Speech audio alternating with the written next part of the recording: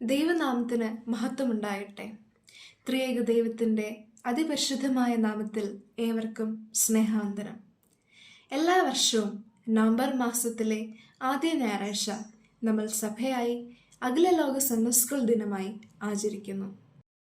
1780 Robert rakes എന്ന സാധാരണക്കാരനായ ഒരു പ്രാർത്ഥനാ മനുഷ്യൻ ഇംഗ്ലണ്ടിലെ ഗ്ലൂക്കസ്റ്റർ എന്ന സ്ഥലത്ത് ഏതാനും കുട്ടികൾക്ക് വേണ്ടി ദൈവസ്നേഹത്തെക്കുറിച്ച് പഠിപ്പിക്കുന്നതിനും വേദപാഠങ്ങൾ പഠിപ്പിക്കുന്നതിനും വേണ്ടിയാണ് സൺഡേ സ്കൂൾ ആരംഭിച്ചത്. അന്ന് തുടങ്ങിയ ഉദ്യമമാണ് ഇന്ന് ലോകമെമ്പാടും അറിയപ്പെടുന്ന സൺഡേ സ്കൂൾ പ്രസ്ഥാനമായി പടർന്ന് പന്തലിച്ചത്. അതിൻ്റെ അതേ മാതൃകയിലാണ് നമ്മുടെ കൊച്ചു കേരളത്തിലും മാരാമൺ കൺവെൻഷനിൽ വെച്ച് 1905 സൺഡേ സ്കൂൾ പ്രസ്ഥാനം ആരംഭിച്ചത്. 120 വർഷം പിന്നിട്ടിരിക്കുന്ന സൺഡേ സ്കൂൾ സമാജം അനുഗ്രഹപ്രദമായി മർത്തോമ സഭയിൽ നിലകൊള്ളുന്നു. മർത്തോമ സഭയിലെ പൂർവ്വ പിതാക്കന്മാരിൽ നിന്ന് കൈമാറ്റം ചെയ്യപ്പെട്ട സത്യവിശ്വാസം തെളിമ വറ്റാതെ തലമുറകളിലേക്ക് കൈമാറ്റം ചെയ്യപ്പെടേണ്ടത് അനിവാര്യമാണ്. Come to Jesus, bring every child to Jesus. യേശുവിലേക്ക് വരിക, ഓരോ കുട്ടിയെയും യേശുവിലേക്ക് കൊണ്ടുവരിക എന്ന ധന്യവും ശ്രേഷ്ഠവുമായ ഉത്തരവാദിത്വമാണ് സൺഡേ സ്കൂൾ സമാജത്തിലൂടെ മർത്തോമ സഭ ഏറ്റെടുത്തിരിക്കുന്നത്. ഈ വർഷം സൺഡേ സ്കൂളിൻ്റെ ദ്വിതീയ വജ്ര ജൂബിലിയായാണ് നാം ആഘോഷിക്കുന്നത്. എല്ലാ സൺഡേ സ്കൂൾ വിദ്യാർത്ഥികൾക്കും അധ്യാപകർക്കും അഖില ലോക സൺഡേ സ്കൂൾ ദിനത്തിൻ്റെ ആശംസകൾ അറിയിച്ചുകൊള്ളുന്നു. ഈ ദിവസത്തെ ചിന്താവിഷയം കുട്ടികൾ ദൈവരാജ്യ ശുശ്രൂഷയിലെ പങ്കാളികൾ എന്നുള്ളതാണ്. Children participants in the ministry of the kingdom of God എന്നതാണ്. Children participants in the ministry of the kingdom of God എന്നതാണ്. കുട്ടികളെ കൂടി ദൈവരാജ്യ ശുശ്രൂഷയിലേക്ക് പങ്കാളികളാക്കുക എന്ന ദൗത്യമാണ് സൺഡേ സ്കൂൾ സമാജത്തിലൂടെ മർത്തോമ സഭ നിറവേറ്റിയിരിക്കുന്നത്. ഇന്നത്തെ ചിന്തയ്ക്കായി തിരഞ്ഞെടുത്തിരിക്കുന്ന വേദഭാഗം വിശുദ്ധ യോഹന്നാൻ എഴുതിയ സുവിശേഷം 6-ാം അധ്യായം അതിൻ്റെ 1 മുതൽ 14 വരെയുള്ള വാക്യങ്ങളാണ്. വിശുദ്ധ യോഹന്നാൻ എഴുതിയ സുവിശേഷം 6-ാം അധ്യായം അതിൻ്റെ 1 മുതൽ 14 വരെയുള്ള വാക്യങ്ങളാണ്. അതിൻ്റെ 8ഉം 9ഉം വാക്യങ്ങൾ നമുക്ക് വായിക്കാം. ശിഷ്യന്മാരിൽ ഒരുത്തനായ ശിമോൻ പത്രോസിൻ്റെ സഹോദരനായ അന്ത്രയോസ് അവനോട്, ഇവിടെ ഒരു ബാലകനുണ്ട്, അവൻ്റെ പക്കൽ 5 യവത്തപ്പവും 2 മീനുമുണ്ട്, എങ്കിലും ഇത്ര പേർക്ക് അതെന്തുള്ളൂ എന്ന് പറഞ്ഞു. നമുക്കൊരു നിമിഷം പ്രാർത്ഥിക്കാം. ദൈവമായ കർത്താവേ, ഞങ്ങൾക്ക് ഈ ദിവസവും അഖില ലോക സൺഡേ സ്കൂൾ ദിനമായി ആചരിക്കുവാൻ തന്ന കൃപയ്ക്കായി സ്തോത്രം ചെയ്യുന്നു. എൻ്റെ പാറയും എൻ്റെ വീണ്ടെടുപ്പുകാരനുമായ യഹോവേ, എൻ്റെ വായിലെ വാക്കുകളും ഞങ്ങളുടെ ഹൃദയത്തിലെ ധ്യാനവും അങ്ങേക്ക് പ്രസാദകരമായിരിക്കുമാറാകട്ടെ. ആമേൻ. നമുക്കെല്ലാവർക്കും വളരെ പരിചിതമായൊരു സംഭവമാണ് ഇവിടെ കാണാൻ സാധിക്കുന്നത്. ഈ 5 അപ്പവും 2 മീനും കൊണ്ട് 5000 പേരെ പോഷിപ്പിക്കുന്ന സംഭവമാണ് ഇവിടെ കാണുന്നത്. 5 അപ്പവും 2 മീനും കൊണ്ട് 5000 പേരെ പോഷിപ്പിക്കുന്ന സംഭവത്തിൻ്റെ പ്രത്യേകത എന്നത് 4 സുവിശേഷങ്ങളിലും ഒരേപോലെ പ്രതിപാദിച്ചിരിക്കുന്ന ഒരു സംഭവമാണ് ഇത് വിശുദ്ധ കുർബാനയുടെ ഒരു നിഴലായി നമുക്ക് കാണുവാൻ സാധിക്കും. ഈ ഭാഗവുമായി ബന്ധപ്പെട്ട് ഒന്നാമതായി പങ്കുവയ്ക്കുവാനുള്ള ചിന്ത with God small is enough എന്നതാണ്. With God small is enough. ദൈവത്തോടു കൂടിയുള്ള അല്പം അധികമാണ്.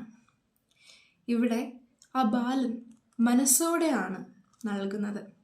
വെറും 5 അപ്പവും 2 മീനും കൊണ്ടാണ് യേശു 5000 പേരെ പോഷിപ്പിക്കുന്നത്. അതുകൊണ്ട് നമുക്കിവിടെ കാണുവാൻ സാധിക്കുന്നത് യേശു എത്ര അളവുണ്ട് എന്നല്ല നോക്കുന്നത്, മറിച്ച് നമുക്ക് കൊടുക്കുവാനുള്ള മനസ്സുണ്ടോ എന്നതാണ് നോക്കുന്നത്.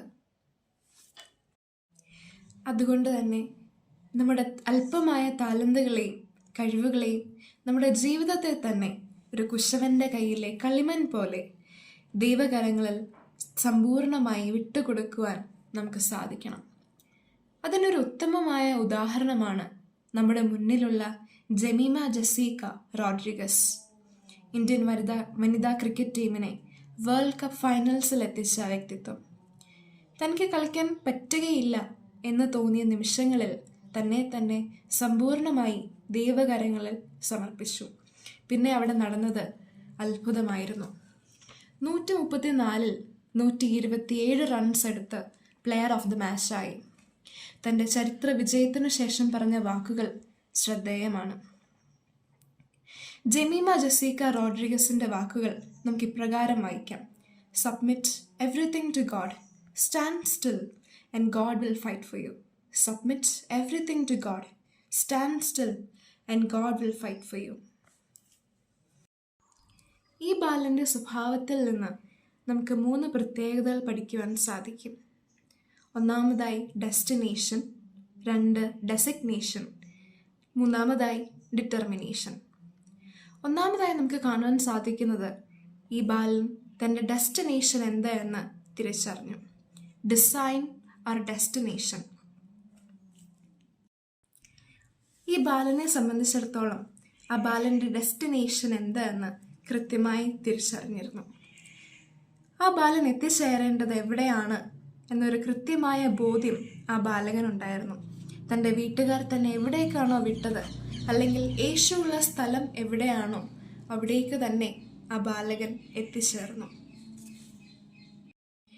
അതുപോലെ നമ്മൾ ഓരോരുത്തരും ഈ ലോകത്തിൻ്റെ പിന്നാലെ പോകാതെ, മദ്യത്തിനും മയക്കുമരുന്നുകൾക്കും അടിമകളായിത്തീരാതെ, ആസക്തികൾക്ക് അടിമകളായിത്തീരാതെ, നമ്മുടെ ജീവിതത്തിൻ്റെ ലക്ഷ്യം എന്ത് എന്ന് തിരിച്ചറിഞ്ഞ് നമ്മുടെ ജീവിതത്തിൻ്റെ പർപ്പസ് എന്ത് എന്ന് തിരിച്ചറിയണം.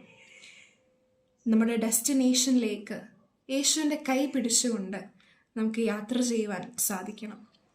നമ്മുടെ ജീവിതത്തിൽ പല പ്രശ്നങ്ങളും ഉണ്ടായിരിക്കും. പക്ഷെ ആ പ്രശ്നങ്ങളെല്ലാം നേരിടുവാൻ നമ്മൾ ദൈവത്തിൻ്റെ കൂടെയാണ് സഞ്ചരിക്കുന്നതെങ്കിൽ നമുക്ക് ആ പ്രശ്നങ്ങളെല്ലാം നേരിടുവാൻ നമുക്ക് സാധിക്കും. ഈ ബാലകനെ പോലെ നമ്മുടെ ജീവിതത്തിൻ്റെ ലക്ഷ്യം തിരിച്ചറിഞ്ഞുകൊണ്ട് യേശു കർത്താവിൻ്റെ കൂടെ നമ്മുടെ ഡെസിഗ്നേഷനിലേക്ക് പോകുവാൻ നമുക്ക് സാധിക്കണം. യേശുവിന് നമ്മെക്കുറിച്ചുള്ള ഡെസ്റ്റിനേഷൻ ആയിരിക്കണം നമ്മുടെയും ഡെസ്റ്റിനേഷൻ. ആ ഡെസ്റ്റിനേഷനിലേക്ക് യേശുവിൻ്റെ കൈ പിടിച്ചുകൊണ്ട് യാത്ര ചെയ്യുവാൻ നമുക്ക് ഓരോരുത്തർക്കും സാധിക്കണം. ഒരു സാധാരണക്കാരൻ്റെ ജീവിതത്തിൽ പ്രശ്നങ്ങൾ ഉണ്ടാകുമ്പോൾ അവർ പറയും, ദൈവമേ, എനിക്ക് ഒരുപാട് പ്രശ്നങ്ങളുണ്ട് എന്ന്. എന്നാൽ ദൈവത്തോടൊപ്പം സഞ്ചരിക്കുന്ന ഒരു യഥാർത്ഥ വിശ്വാസി പറയും, പ്രശ്നമേ, എനിക്കൊരു ദൈവമുണ്ട് എന്ന്. ആ ദൈവം ഈ ലോകത്തിലുള്ള എന്തിനേക്കാളും വലുതാണ്. അപ്രകാരമുള്ള വിശ്വാസമാണ് സൺഡേ സ്കൂൾ അഭ്യസനത്തിലൂടെ അധ്യാപകർ നമുക്ക് പകർന്നു നൽകുന്നത്. ആ വിശ്വാസത്തിൽ ഉറച്ചു നിൽക്കുവാൻ നമുക്ക് എല്ലായ്പ്പോഴും ഇടയായിത്തീരട്ടെ. അടുത്ത ഗുണമായി നമുക്ക് പറയുവാൻ സാധിക്കുന്നത് ആ ബാലൻ്റെ ഡെസിഗ്നേഷനാണ്. Identify or designation. ഈ ബാലകൻ തൻ്റെ ഡെസിഗ്നേഷൻ എന്ത് എന്ന് തിരിച്ചറിഞ്ഞു. ഒരു പഠിതാവ്, ശ്രോതാവ് അല്ലെങ്കിൽ കേൾവിക്കാരൻ എന്നതാണ് ഈ ബാലകൻ്റെ ഡെസിഗ്നേഷൻ. നമ്മൾ ഈ സമൂഹത്തിൽ ജീവിക്കുമ്പോൾ നമുക്ക് ഓരോരുത്തർക്കും ഓരോ ഡെസിഗ്നേഷൻ ഉണ്ട്. ചിലവർക്ക് അധ്യാപകർ എന്ന ഡെസിഗ്നേഷൻ ആയിരിക്കാം, മാതാപിതാക്കൾ എന്ന ഡെസിഗ്നേഷൻ ആയിരിക്കാം, ഒരു ഭവനത്തിലെ മാതാവ് എന്ന ഡെസിഗ്നേഷൻ ആയിരിക്കാം, അല്ലെങ്കിൽ ആ ഭവനത്തെ പിതാവ് എന്ന ഡെസിഗ്നേഷൻ ആയിരിക്കാം. നമ്മൾ സൺഡേ സ്കൂൾ വിദ്യാർത്ഥികളായിരിക്കുമ്പോൾ നമ്മൾ മക്കൾ എന്ന ഡെസിഗ്നേഷൻ ആയിരിക്കാം. നമ്മൾ നമ്മുടെ ജീവിതത്തിൻ്റെ ഡെസിഗ്നേഷൻ അഥവാ സ്ഥാനങ്ങൾ മനസ്സിലാക്കാതെ ജീവിക്കുമ്പോഴാണ് നമ്മുടെ ജീവിതത്തിൽ നമ്മൾ പരാജയപ്പെട്ടു പോകുന്നത്. ജോസഫും യേശുവും മറിയും അടങ്ങുന്ന തിരുക്കുടുംബത്തിലെ മറിയയ്ക്ക് ഡെസിഗ്നേഷൻ തിരിച്ചറിഞ്ഞു. ഈ കുടുംബത്തെ നമുക്ക് തിരുക്കുടുംബം അഥവാ ഹോളി ഫാമിലി എന്ന് വിളിക്കുവാൻ സാധിക്കും.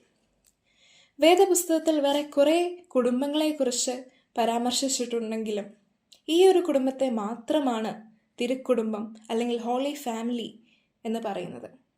അതിൻ്റെ കാരണം ഈ കുടുംബത്തിലുള്ള ഓരോ വ്യക്തികളും ഓരോ ഗുണങ്ങൾക്ക് ഉടമകളാണ്. ജോസഫിനെ സംബന്ധിച്ചിടത്തോളം ജോസഫ് തൻ്റെ ഡെസ്റ്റിനേഷൻ എന്ത് എന്ന് കൃത്യമായി തിരിച്ചറിഞ്ഞിരുന്നു. മറിയ ആകട്ടെ, മറിയ തൻ്റെ ഡെസിഗ്നേഷൻ, യേശുവിൻ്റെ അമ്മ, മാതാവ് എന്ന ഡെസിഗ്നേഷൻ തിരിച്ചറിഞ്ഞു. ആൻഡ് ജീസസിനെ കുറിച്ച് പറയുന്നത് Jesus is the son of determination എന്നാണ്. യേശുവിൻ്റെ അമ്മ മറിയ പ്രസ്താവിച്ചത് ഇതാ ഞാൻ കർത്താവിൻ്റെ ദാസി എന്നാണ്. നമ്മളും നമ്മുടെ ജീവിതത്തിൽ എവിടെ പോയാലും എന്ത് ചെയ്താലും ഹൂ ആം ഐ എന്ന ചോദ്യം നമ്മൾ നമ്മളോട് തന്നെ ചോദിക്കണം. ഞാൻ ആരാണ് എന്ന ചോദ്യം നമുക്ക് ചോദിക്കുവാൻ സാധിക്കണം. ദൈവമക്കൾ എന്ന ഡെസിഗ്നേഷൻ ആയിരിക്കണം നമ്മുടെ ഒന്നാമത്തെ ഡെസിഗ്നേഷൻ.